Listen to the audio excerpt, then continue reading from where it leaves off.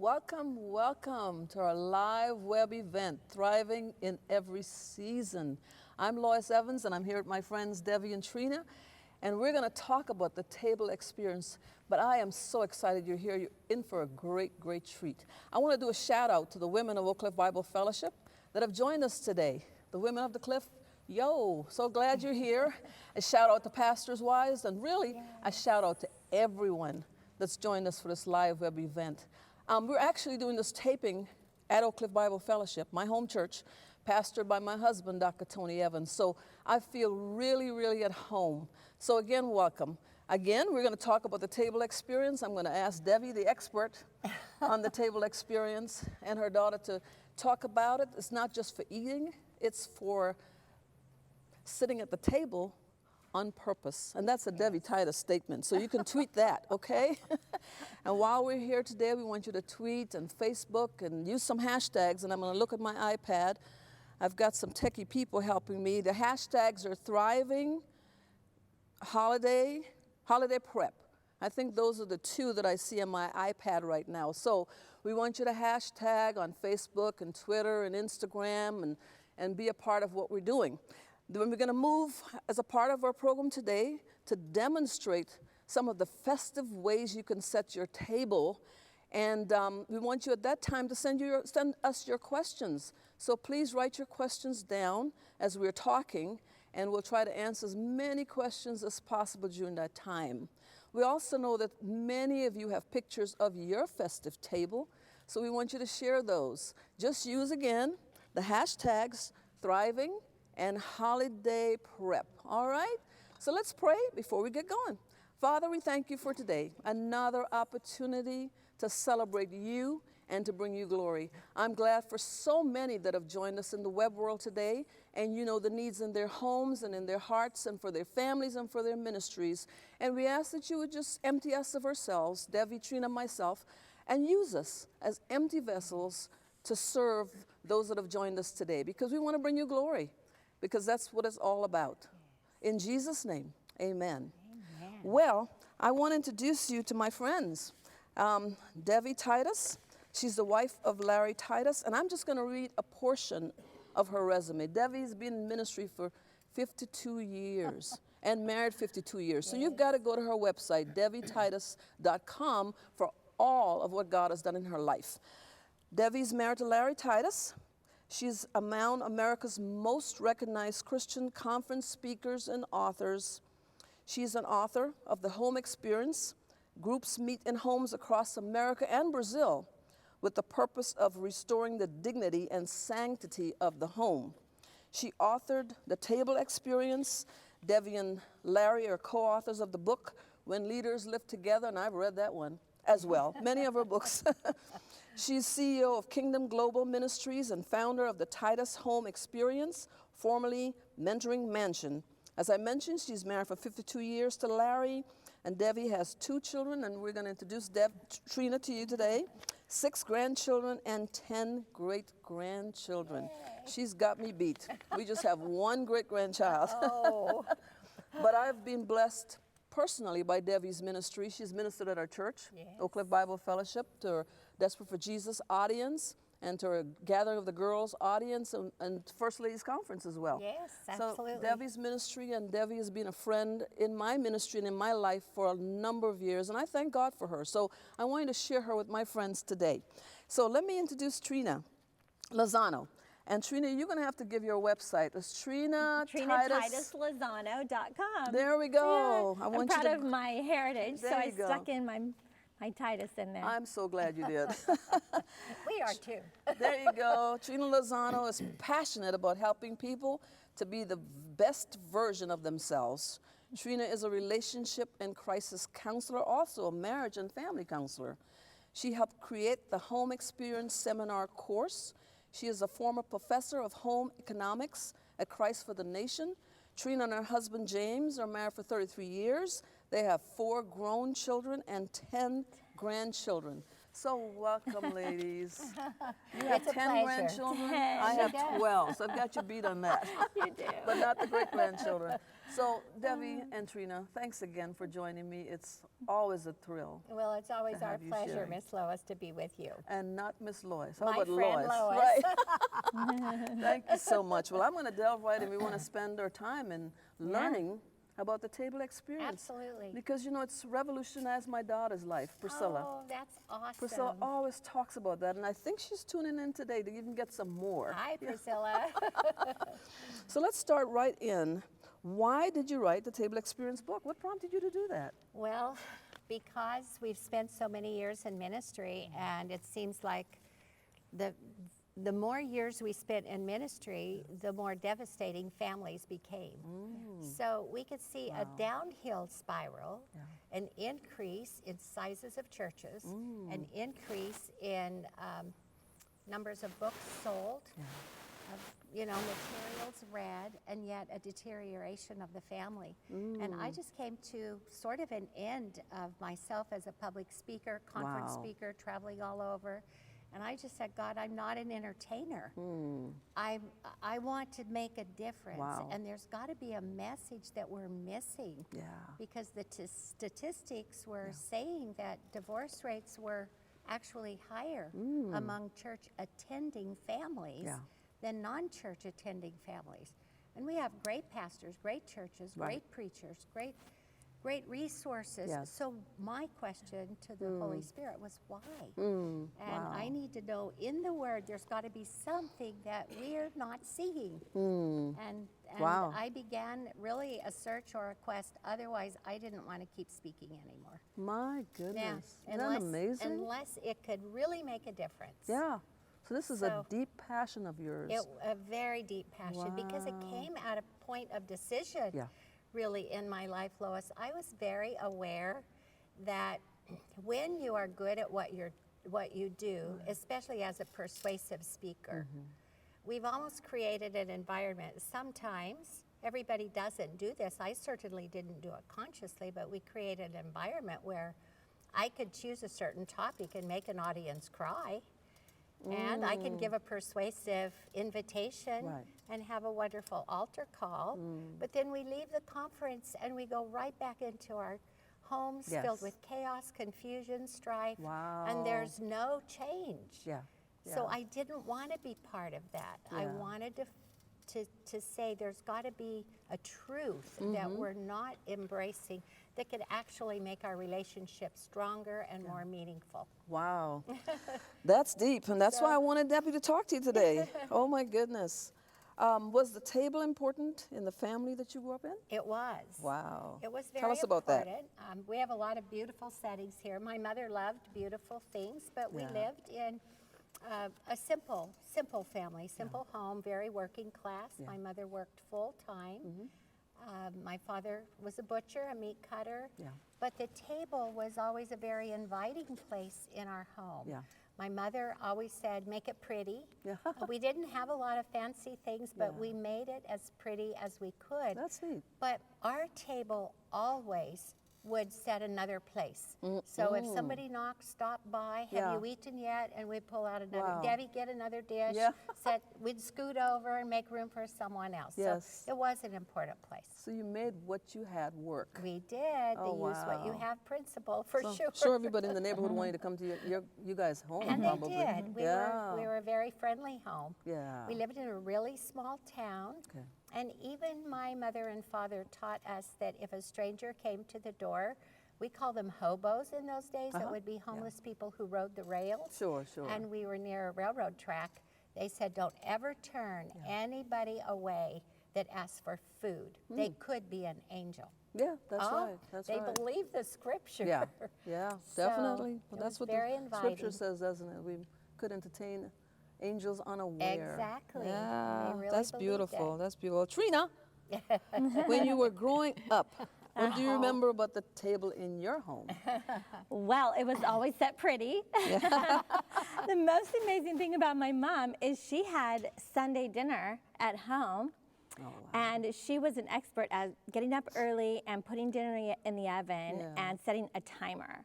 Oh, and then okay. when we got home from church, dinner would be magically ready. The oven And came she on. usually set the Oh, table the wow. night before on Saturday night. Yes. And but you helped. Oh, I always helped, and we sat down to eat dinner together as a family every night. And my favorite memories are after we would eat a wonderful meal. My mom's a fantastic cook. Is I would sit on my dad's lap, and that would be our little kind of father-daughter time of just connecting. Oh, wow. Either that or I was just stalling from doing the dishes. Probably a little close. A little bit. And do you still sit in your dad's lap? You know what? I more just go behind him and give him a hug, There you or pat go. him on the shoulder. But I sit on his lap sometimes, but yeah. That's a neat memory, though. My lap's pretty full these days Yeah, of my right, 10 with all your grandkids. grandchildren. But, But how long did you sit in his lap, though, when you were living at home? probably until I got married. Sure. You know, Wow. all from little up to Yeah. it was just sort of one of those things. It might not have been long, but I would get up from my spot and go sit on it. He would scoot his chair back. And Right. so it is that time of connecting. And that's what my Yeah. mom's books talks about, is important. that eye-to-eye, face-to-face. Which book? Which one? The table experience. Terrible Experience. Got it. Yes. Excellent. And so that really is when we had our best conversations. Eye to eye, Face to face. face to face. We never sat at a Wow. counter. And your family was a busy family. But you still, Yeah. your husband, Larry, still had time for his daughter to sit in his lap. Absolutely. So anybody can do this. Yes, anybody can do Make it. time. We were right after dinner or pastors, be- yeah, Lois, yeah. and we were pastors of growing churches. Yeah.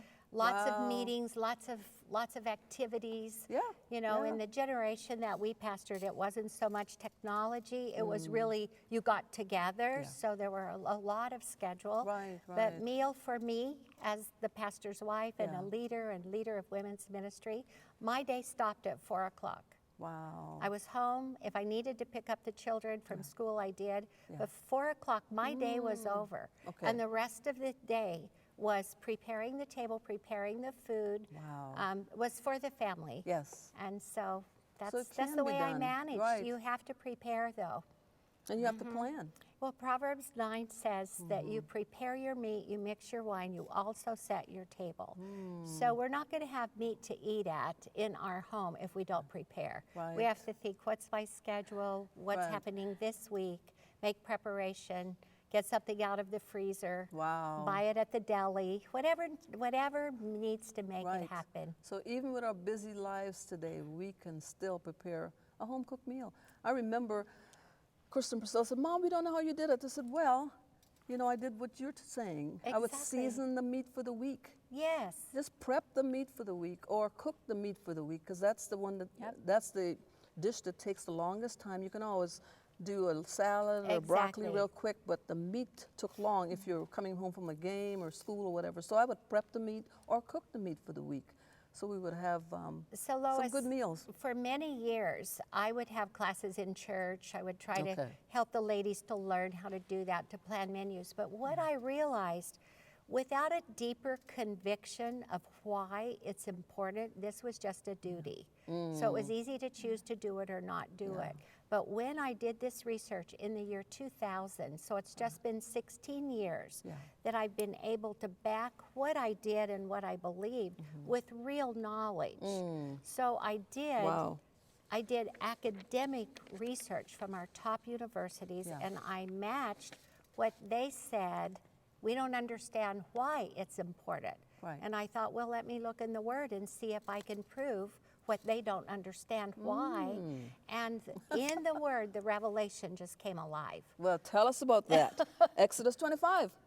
God designed the first table and told Moses to build it to be a place in the tabernacle. What was the purpose of the table, and what did God tell Moses to put on the table? Aha! So it's deeper than just It us wanting to do is. something fancy. It's It really, is. really important. is. Again, like you said, it's setting a table or planning to sit at the table on purpose. On I love that. You can purpose. tweet that. Yes. Devi Titus said On purpose. Yes. Because there is a very deep meaning when you do that. Yes. And it's something that you don't make accomplish. It's something that happens from the beginning of God's purpose. Did you know in Exodus 25, which is the first place in the Bible that the word table is written, and I went through the entire word, Old and New Testament. And when God told Moses to make the table, It was God who designed the first table made of wood with 4 legs, 4 corners, the measurements of what it was. It did not exist prior to God designing it and creating it. He said in Exodus chapter 25, he told Moses, I'm changing my relationship with mankind. Until that time, God was distant with man. Yes. But now his presence is going to dwell on earth, and that's why the tabernacle was built. The table was the second piece of furniture that God designed and told Moses to build. The first was what we call the Ark of the Covenant, where actually his presence would reside. No man could go into the presence of God at that time. So if you and I lived at that time and we sinned and had, you know what guilt and shame feels like? If we had those emotions, Lois, and we wanted to be set free from that, we would have to buy an animal, a lamb, bring it to this tabernacle. It would be slain on the altar. The priest, for me, I couldn't do it myself, would take the blood of the lamb and would come to the table. The table was the ritual place that the priest purified himself. It was a place of redemption. And when God told Moses to build a table, then you ask, what did he say to put on it? He said, first, I want you to set it with dishes, plates, pitchers, and bowls. And then I want you to set on it the bread of the presence, to be before me at all times.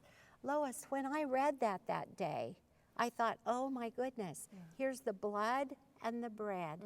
Who was it later who defined himself as the bread of life? It was Jesus. So we have the presence of God behind the veil, and at the table we have the presence of Jesus. And the blood comes to the presence of Jesus, or the bread, and it was with the blood and the bread that the priest purified my sin for me and went behind the veil. And when I saw that day, I thought, this is the mystery that academia hasn't discovered. They say it's almost mysterious. They say it's supernatural, but we don't know what or why. Well, it's because God designed the table to be the place of redeeming whatever happened that day. Oh, wow. That you can't change, but we can come together eye to eye, face to face. Wow. Why eye to eye, face to face? Because it's the way God designed the human soul. The word says that the eye is the entrance to the heart. And so God designed us that way. He designed us to need to eat 3 times a day, eye to eye, face to face. And so it's there where God designed the table, is the place for purification. Oh my. Then at the cross, we know, when Jesus said it's finished, that veil came down. There was no separation. We no longer have to go through a priest. But we still need to set a table. Wow. It's Do powerful. you see why we have Devi on today? You have to go to her website, DeviTitus.com, and actually get the book. Yes, the this table is why I experience. wrote a book, because even one sermon or one interview, a 45-minute time, the topic is so deep, Lois, but I had never heard a sermon on it. I'm taking notes. Table of redemption. It is. It is. So just think, if you have, let's say, a child or a husband comes home from work or school and they've had a conflict that is just huge, or a failure. Failed a test, failed, with his boss, was reprimanded or scolded, and they come home and there's not a place to sit to be able to talk about it. You have a supernatural presence beyond your ability to understand it that will soothe the soul if we will take time to come to the table.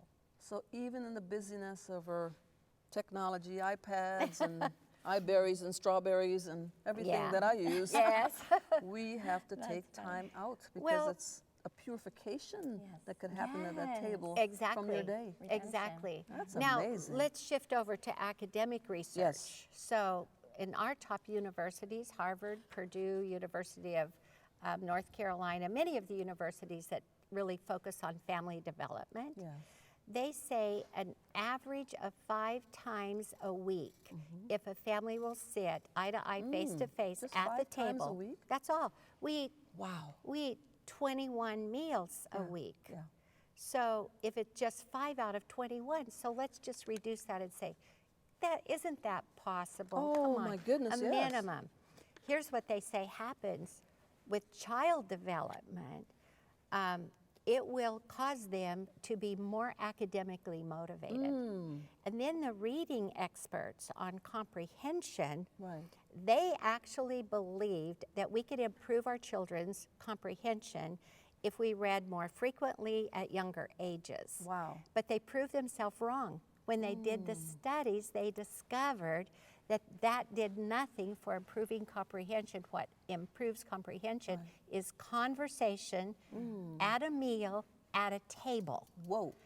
So it was like an explosion of understanding. Right, right. So you can have a child my with goodness. a very modest IQ, Yes. and they can excel, be top in their class. Or Just you can have sitting a at the child. table. Yeah, You can go have a ahead. child Yeah. very, very smart Yes. and live in a family that's disorganized, not there at the same time, doesn't eat meals together, and they'll lose their motivation and they'll never tap the resource of their IQ. 5 minutes a day. Is well, that what you said?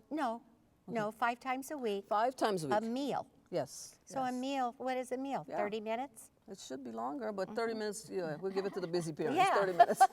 But you can accomplish that much in 30 minutes a day. Just need to prioritize So it. what I've come to understand is when families sit at a table, Okay. eye to eye, face to face, what it does is it gives you emotional security. You feel important. You Are you guys feel taking loved. notes?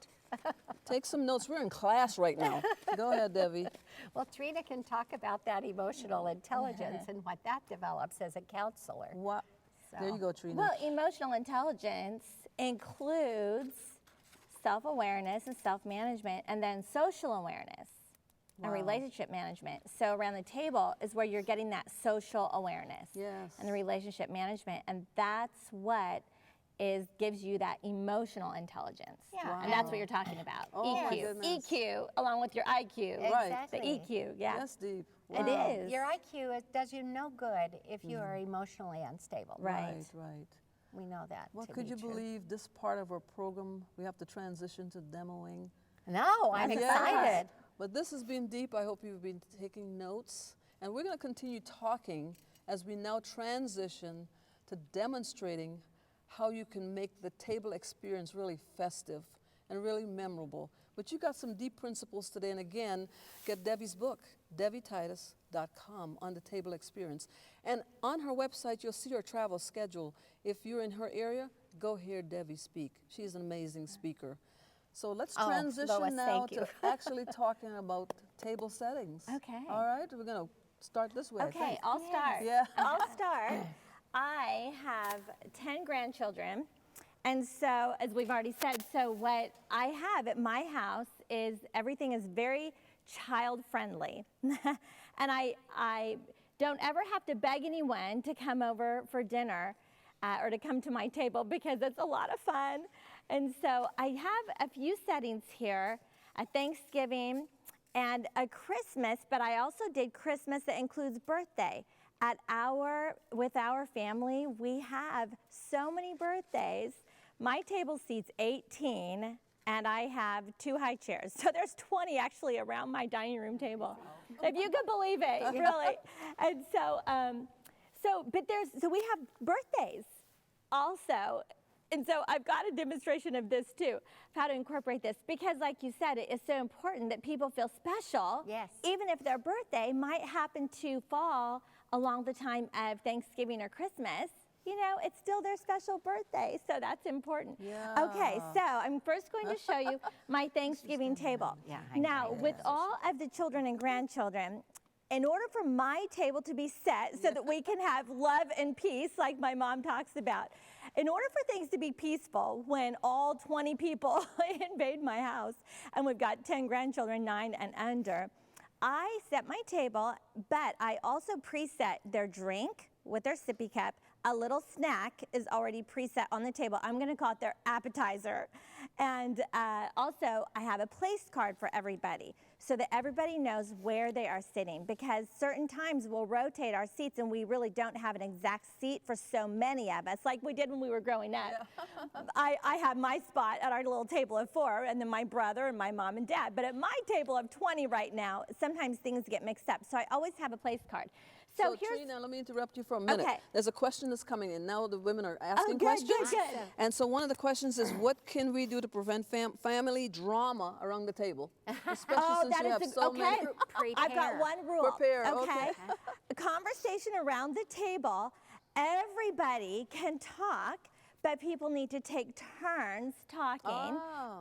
And it works best with a large group and to cut down on the drama if we only talk about one subject. Okay. One topic, and then everybody can speak together about the one topic, and that keeps the unity. And you can introduce and it. as the hostess, I'm the one that chooses the conversation topic. So as the hostess or the mother, in my case, you know, grandmother, whoever's the hostess, if it's your home, then you're the one that can just take the personal responsibility to prep, and then also to direct the conversation. And if you see that drama starts, you know, to come, you say, oh, we're eating now, you know, let's talk about that later, you know. Sure. So it's Trina, important. tell them what you prepare with little ones so there's no drama with them. Yeah. So here's really important. To keep things peaceful when we first sit down, I always pre-fill their glass, and I have a sippy cup that matches my table setting, and I will interchange the straw to be matching too. So we won't have spilling creating drama. Wow. And they immediately have something. And And that's they a eat. container I've set some pretzels here so they can sit down, and while we are serving the food, they can immediately begin having their pretzels and their drink. That's amazing. Because babies and little children, they don't have patience. I mean, we shouldn't expect them to have patience, and they're Trina, hungry. you saved these bottles. What was These in them were originally? These were from the Target $3 bin. Amazing. So I bought them. Yeah. They're for this, yeah. Yeah, Okay, now I do have paper plates, and these paper plates, you can notice, are Thanksgiving plates. Give thanks to the Lord, for He is good. Give thanks. Now, this is a Thanksgiving theme, but always around our table, there is several themes that are always happening. Giving thanks, and family, and then peace and love is something that we're always promoting, as well as good nutrition. Okay, so along with my Thanksgiving theme, I have as my napkin here a hand towel, which is good because you can almost expect spills are going to happen. They just are. Spills are going to happen with a lot of people and young kids. So this is, in place of a napkin, actually a kitchen hand towel with a turkey on it, of course. Yes. And then I do silverware that is size appropriate for the children. So a smaller fork, a smaller spoon, and then I don't set them a knife because, again, I don't want the drama of, so we pre-cut their food. In this case, I've used a little frame, it says Little Pumpkin, as my place card. So Sophia would know that's her picture, that's her spot. So my table setting is complete when I've got my napkin, my silverware, my plates, and my place card, and my snack, and my drink. Pre-served, preset. That way, it's good for the kids. And it's good for the parents, and it works for everybody. Do you have the parents help you pre-serve? You know, normally the parents are not there yet. Okay, gotcha. So this would be at my house before anybody arrives to the table. I am ready for them. Yeah. I know it's a little bit time consuming, but ultimately it is so worth it because it creates a peaceful atmosphere that everybody's ready. So, you know, I don't have to beg my family to come, you know, for a Sunday dinner or to come for, especially for a holiday meal. Everybody wants to make it a priority because we're having a good time, and the kids love coming to see where their special seat is. Yes. And it's fun. I've got another question. Okay. And Devi, anyone can answer it, okay? Good. Is it advised to make a large meal that you can eat throughout the week? No. Or to make a new meal daily, on a daily basis? I think leftovers are wonderful, but you should only serve them one more time. Your family will lose interest, and you should never serve your leftovers synchronized, like immediately the following meal. So skip and then bring out that leftover and do it again. But you need to alternate. Otherwise, we're disinterested in the food. Sure, I would like to point out Sure. here, Trina, with the things that you have done, is these paper plates. Yeah. We're talking about holiday season and making your regular routine, not just on one day, but your regular routine, do the things that Trina has told you to do. And if you need to use colorful paper plates on a busy week, do that. But come to the table, have it where it's peaceful, so love can be experienced. Eye-to-eye, face-to-face conversation can be encouraging. Right. That's the goal. We Right. have all the decor, which feeds the soul, Yeah. ignites creativity, but really at the table, Yes. we are forming character. Just remember that. So the children are learning to take their turn, they're Yes. learning to speak, they're learning to hold conversation with adults. They're learning table manners and social skills. Yeah. And speaking of paper plate, I like to choose a plate for the children where there's a little bit of a scoop on it. And, you know, it does cut down on spilling rather than a Okay. really flat paper plate. The kids do better with that. And so that is very wow. helpful. Yeah. Also, I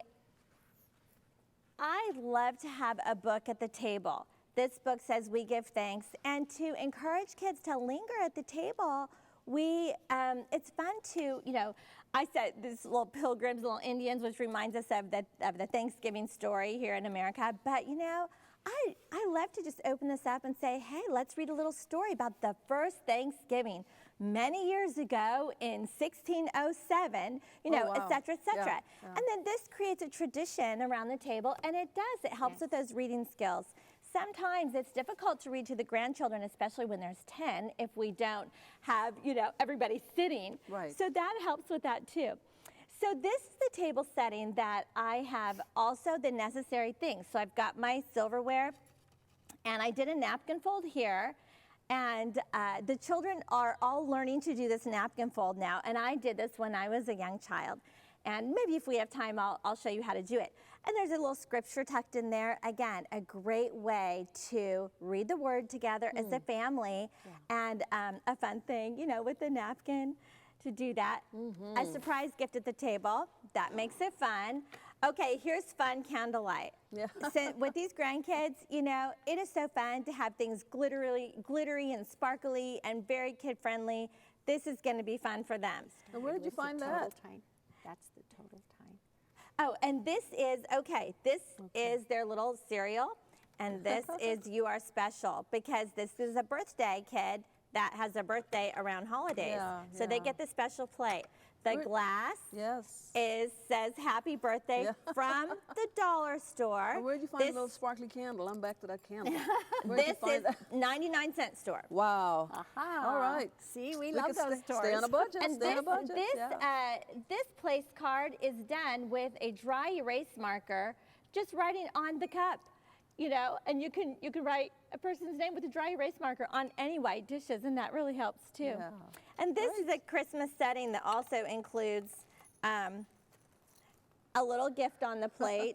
And then I have a glass plate here along with the paper plate for the kids. Again, the sippy cup is prepped. Here's the place card. So when we have 10 kids with 10 cups that all match, because I want my table to match, they each have their name hanging on it. So they know which cup is theirs throughout the night. We won't have Oh, to guess. wow. So That's that way good. we can keep them all separate. Yeah. And again, a little snacks in cute containers is fun. So as soon as they sit down at the table, they'll be good. Yes. Don't be afraid to incorporate nativities. This is a little nativity snow globe. Don't be afraid to incorporate nativities with your snowmen and your Santa Claus. I think it's fun, and it won't be unusual that I will have little kids' arts and crafts, stickers, calendars, cards, things for them to do, while they're waiting for the food to be served, or while I'm cleaning up, they can linger at the table. We can all visit, and the little ones have a little activity to do. Right. So I plan all of those things. Oh my goodness. How long does it take you to plan and to set the table? You know what? It's just part of my life, and Okay. so it's just incorporated in life. And I would say, kind of like Mom, at 4 o'clock I'll plan, because Right. if the kids come for dinner, they usually arrive around 5 or 5:15. Right. So around 4 I start planning and setting, and you know, Right. it's all ready by the time they get there. Do you think it would be a good idea to include the kids in the settings? Have them actually do it? Oh. No, okay. It depends on the age. That My is fine. I 9-year-old got you. granddaughter loves it. Yes. She would fold Yeah. all of the napkins. Oh. She loves helping to set the table. But younger than that, they Yeah. just like to come and have it already. I got you. Just Excellent. remember to keep Yes. peace in your home. The things that you do need to be age appropriate. So there are seasons. So you change how you do something based on the ages of the people who are participating. Excellent. So that's really important. We've got another question before we move on, Dev. Okay. How do I have a family dinner during the week when my husband gets home from work after 6 p.m.? Should I feed our kids a snack and wait? Absolutely. Oh. He is the father. They He answer is- their own question. Yeah. They Yes. just need a confirmation. You That's answered right. your own Yes. question. Do not Wow. feed your children full dinner and put them to bed before their father comes home, or have them taking a bath. This is a family affair. It is a high priority. You will teach them to honor and respect their father, and you will also be teaching them to honor and respect authority in general. So give them a snack, let them know how special, if they need to get their homework done, if they need to have their bath, let's say 7 o'clock is the bedtime for that age. Then you get those things done before Daddy comes home and have dinner, the last thing that you do.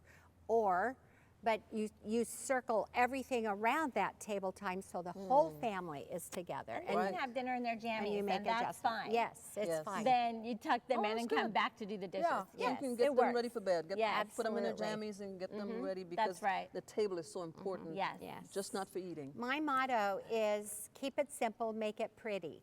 So, That's good. Yeah, yes. tweet. Yeah. All right. Well, you want me to Yes. show this? Thanksgiving Please is do. coming, and we begin an environment of thankfulness the beginning of November. So we like to put in our home signs and notices around. I have a little sign propped here, give thanks. So we get those out and station them as part of our decor. On this table, I prepared it. This is how my table is set at home right now, my family table. I have placemats here that are, I had an extra one, here it is. I want you to be able to see it. Don't be afraid to mix patterns. So this is a placemat with the fall colors, and I used a leaf pattern napkin to go with it. But what I want to point out with this is these are 99-cent store clear glass plates, and the clear glass plate is sitting on a Michaels plastic charger. So this is the appearance that it is on the table. It's very easy clean up with this. And we also have dollar store goblets, dollar store mugs. So don't think someday if I just had good dishes or nice china, and I'm going to encourage you to unpack grandma's china. If you don't keep that in boxes and save it, you get that out and you use the best that you have for the people most important to you. So we just creatively did a Thanksgiving table here. I pick up little things as I see them, like pumpkin salt and pepper shakers, and then themed things we pack away for the season, and we pack it in boxes that are identified, and then you can get that out each season and it's all together. So it's very quick. It's actually easy because it's become your priority. That's what I love about Debbie. She's a deep teacher, deep thinker, but she lives in the real world. I do. Just go to the dollar store. The I love dollar it. store is Yeah. my real world. I I love love it. it. Yeah, But I yeah. love beautiful things too. Yes, I have yes. both. I use dollar store on my table, and I will use this for guests as well. It's not a matter of trying to, your things are not there to, we're not entertaining at home. We are living in our homes, and a home is a living, it's just a living place. It's alive. Right. Debbie, I've got a question before Sure. we move on. Oh, okay. What ideas do you have for adult children coming to the table? My youngest is 22 and likes to eat and run. Well, Trina has adult children, so she can speak into that pretty well. It's your season in life. So. Yes, I think it's important for them to be able to eat and run. You know, we're not micromanaging their schedule anymore, but that is the benefit. If they smell that pumpkin bread that we're going to learn about, Yes. and if they smell that stew and that pot roast cooking, and then they come and they see that their place is set and their name is right here, they're going to be like, oh, I have to go. Sorry, I'm going to miss it. And we'll say, that's okay. Maybe next time we'll save your place for you. You know, just it'll be here when you come back. Right. And I bet you next time they Yes, might they'll ask your schedule more. schedule and they might work a little bit harder to get there. And Adjust their schedule. I'm thinking of Trina's youngest is 24. He's still in university, and he comes and goes. He's in the house. He's out of the house at different times. And if she has food and it's time to eat and he's there, then stop and sit with them, even though they're eating and they're running. Sit with them those 5 minutes or those 10 minutes that they're putting their food down, and be grateful for those moments. So you stop what you're doing and you have That's that good. eye-to-eye, Yeah. face-to-face, even if you've just set one placemat and one place for them. Wow. Keep in mind, the real purpose about this is discovering deeper and more meaningful relationships. I really believe, Lois, Go ahead, yes. that kind of one of the tricks of switch. the enemy was the redesign of our homes. I actually did a research on our architectural designs Right. in the United States. It's not the same in every nation, but the redesign of our homes, creating bars and counters, was a subliminal way to Wow. emotionally disconnect godly people, our Wow. families. And if I can just get them side by side, eating, facing a wall, Yeah. they'll emotionally disconnect. And when that happens, then we'll easily physically disconnect, eat Right. at different times, come and go, different schedules. When you live your life like that, you will find after 10, 15, 20 years of marriage, you're going to say, I don't know if I really love him anymore. I used to, but I'm not sure that I do anymore. Why? It's not because you don't love him. It is because you emotionally disconnected. You drive separate cars. You work in separate places. You eat at different times. It's natural because God did not create relationships to be that way. Wow. So I have a formal Yes, table. please do. And this is not from the dollar store. Okay, not from the dollar store. No. Let's just say this costs some dollars, Yes, okay? yes. So this is something that I've accumulated over years, many years.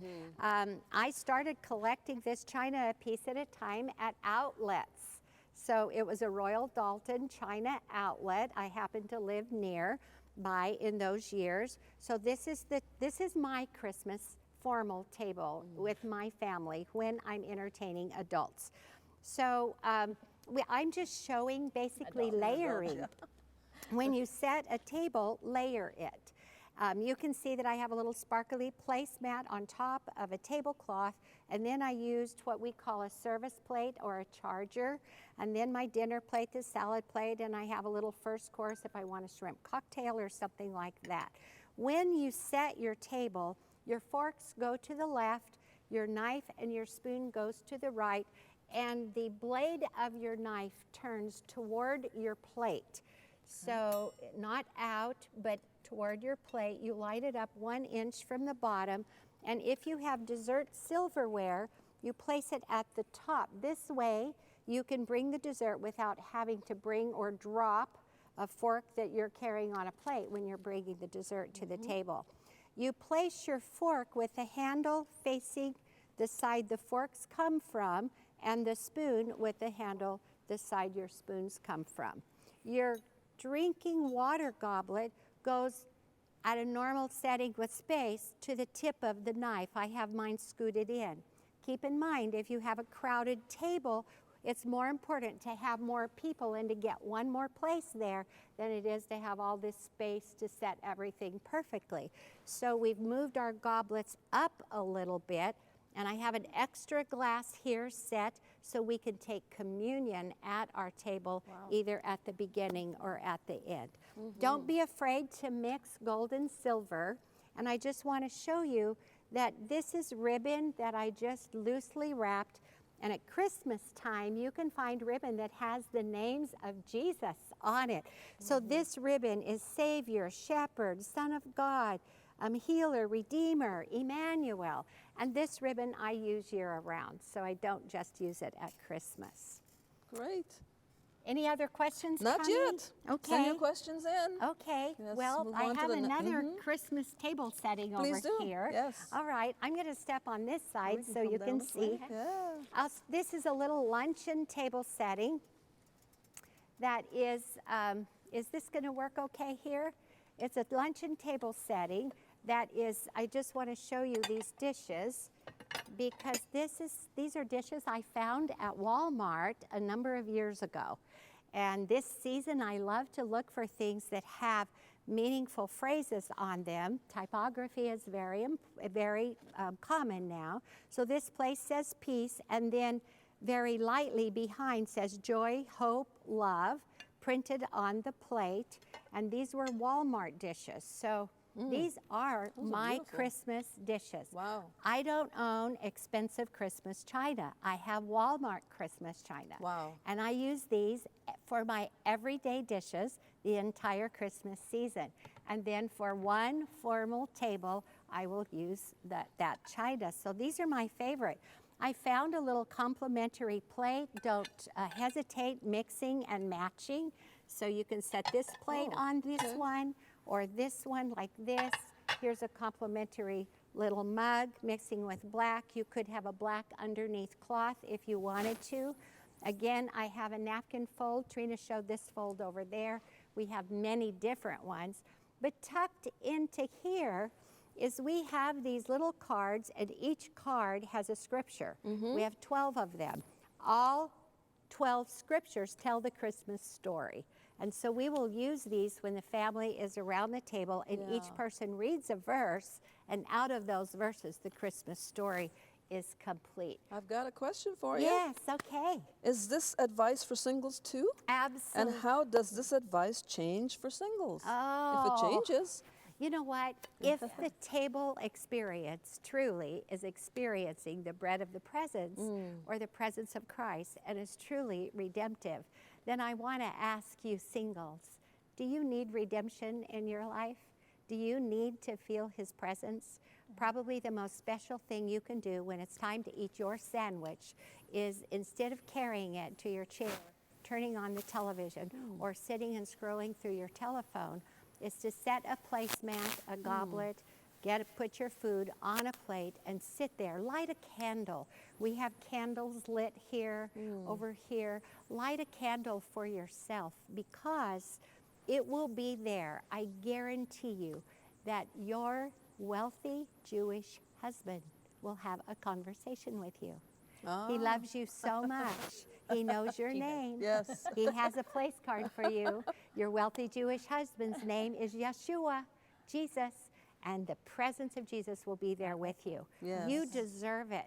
You know what? When you set a place for yourself, I do this. My husband travels when I'm home alone. I do it every meal I Wow. eat. Yeah. And when you do this, it gives you peace and calm, 20 minutes, 15 minutes.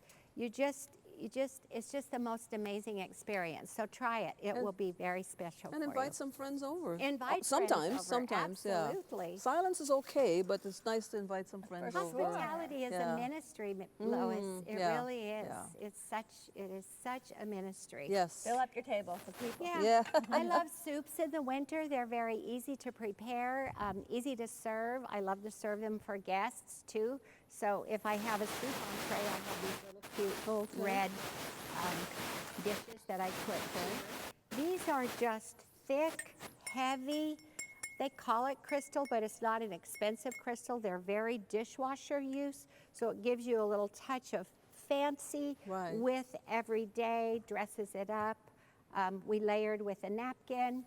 So, and I love these. Trina showed to write with a Okay. marker on a mug. Okay. These are little place cards. The reason we put names, 2 reasons. A name makes a person feel important, and they knew that I prepared for them, Wow. even if it's my husband, even if it's your children, or I should say especially if it's your children. put their name on it. Right. Everybody loves their name. And I like what you do when you're sitting at a table with other people. You have people turn their name setting do. around. I So do. you're actually talking to people by name. And I love that. Yeah, I turn it backwards. If I have people who don't know each other, Yeah. after we're seated, I have them turn it backwards so I can look across Yeah. the table and remember your name because that name is facing me. So these are just fun, creative. And do our leftovers end up in the soup bowl? Yes, they do. Something else I want to Yeah. point out is fresh flowers. Oh, wow. Sometimes you have them, sometimes you don't. So this can be a tablescape when you, with minus these, when you don't have fresh flowers. But you Okay. can add them with formality. And actually, a dozen roses is $10. You only need 6 in each arrangement if you want to do 2 on a long Right. table. So for an investment of $10, you can have fresh. I demonstrated these flowers. Don't hesitate to use gift boxes Yeah, as I a like that. container for your flowers. And, you know, on your table. It's just a cute idea to add that Christmas touch. What can be done to increase the number of times families eat together? What do you ladies think? Well, I think you need to look at your calendar for the week. So week by week, look and see what are the things that are pre-scheduled and see where you can fit those times in. Sometimes it will be a breakfast. Sometimes it will be a lunch. Yeah. And sometimes it's a dinner. Yeah. And sometimes it is a meal together at a table in a restaurant. That's how you fit it in. Wow. And sometimes you can set the table. You know, when you unload your dishwasher, take the dishes out and put them right back on the table. So your table will be ready. You Oh, may I not like get that. there for 2 days, I like that. but at Right. least the family Yeah. knows it's coming. Wow. And you know what? You might need to stop at the deli and buy the full meal. If that's what it takes, that's what we should do. Right. Because the greater than the intricately homemade meal is having the table set, because Proverbs 9:2 says, she prepares her meat, she mixes her wine, she also sets her table. And she there is wisdom. Right. It's Wow. wisdom right. for you to prepare. Look at your calendar. It's wisdom to set the table. And then you'll figure out what you're going to put on those dishes so we can be eye to eye, face to face, to build our character and to deepen our relationships. Excellent. Another question. How important is it to set dinner rules that cell phones are not allowed at the dinner table, especially for families with teenagers? Answer that, Trina. Well, you Trina. first of all, you be the example, you know. Oh, So wow. I think, unfortunately, parents can be notorious for setting the rule and then breaking the rule.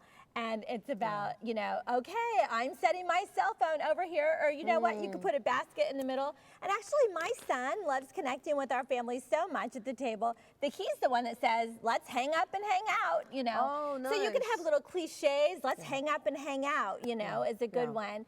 So that you make it fun, try to keep it light. We don't like to be heavy, enforcing heavy rules at the table. We don't like the table to be a Sure. place of discipline, but we do want it to be a place of practicing manners. So we try to keep it, you know, lightweight and fun, Yes. and still have those suggestions with your older kids for sure. Let's hang up and hang out. You know, the little kids Yes. won't have cell phones, but you don't want them to learn to do that because they're seeing that you do that Right. now because they're watching you. What do you And do? I Yes. recently heard someone who had a basket and everybody put their cell phones in Oh, the wow. basket. Yeah, and some Chick-fil-A's even have that. And Chick-fil-A's are doing Yeah, that I love now that. to Thank encourage goodness. conversation. What are they doing? Yes. Chick-fil-A. They Chick-fil-A. have a basket in the Yeah. middle Put of your the cell phones table. on. Oh, my. And if everybody puts their phone in the basket, Yeah. you can get like free ice cream. Hello. Some Chick-fil-A's. I'll That's- take my that's family great. there. Yeah. But you know, the thing about restaurant eating, you know, the thing that's not the same as being at home is it's so noisy and it's so chaotic because there's so many people. So you just don't get the Right. same Sure. bread of the presence. It's true. Yeah. You know, even if you get that time together, Right. it's not the bread of the presence that really is in your home. Yes. Right. You know, and you want the peace and love in your home, and it just doesn't Yes. happen in a restaurant. Yes. Definitely. Another question.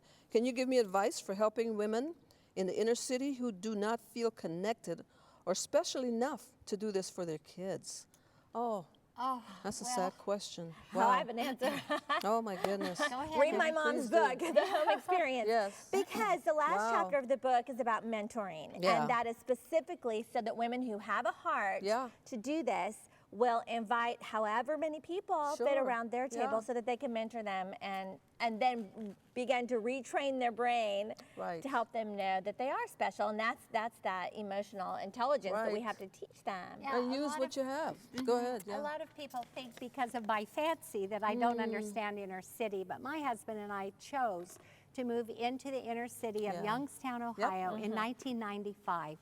And we planted an inner city church in 1995 there, and we lived there for 13 years. Yeah. And the most delightful season of my ministry life was building relationship, making best friends with women who lived in the inner city. Some Yes. were addicted, single parents, some were wonderful, wonderful families.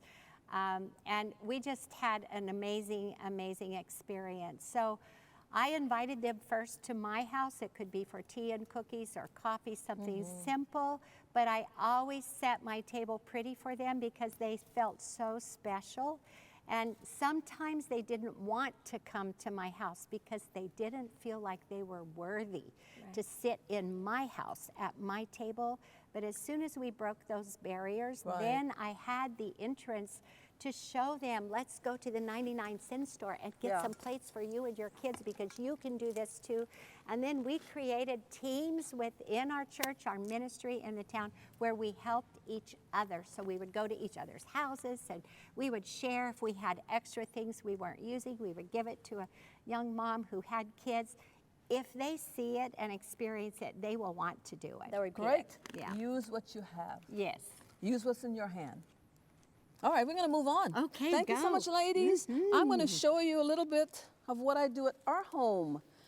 I'm going to keep this iPad really close because I'm getting directions from my team as to what to do next. Okay, we have a winner. We're actually giving away Devi's book, the Table Experience book, and her name is Tiffany Bryan. So please email Safe Place. Oh, there it is. Thanks, Sharon. Team TOA is right here, Sharon. Devi's books, Home Experience, and the Table Experience that we're talking about today. So thank you. So please email safeplace@tonyevans.org to claim your gift. And that's Tiffany Bryan, all right? Well, we've learned a lot today, and I just wanted to share a little bit from our home of what we do at Christmas time. For years, I didn't have china, so as I just said to the lady that sent the question in from the inner city, use what you have.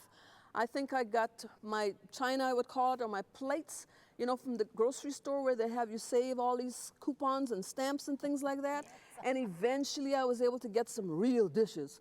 And then when we were in seminary, one of the seminary professors' wives called me and said, my kids are having a garage sale and we're selling china. Would you come over? I said, I'll be right there. So that was my second set of china. But then at our 25th wedding anniversary, the elders' wives of our church, Oak Cliff Bible Fellowship, gave me my first china set.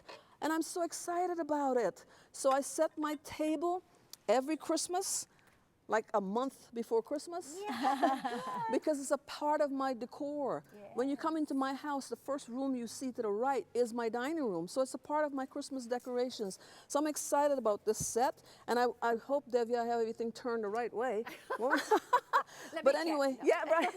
But anyway, I found these ornaments at Pier 1. Wonderful. And this was Pier 1 as well, and napkins and the coffee teapot. No, this is not a teapot. Cup and saucer. There we go. And all these things I just kind of gathered over the years.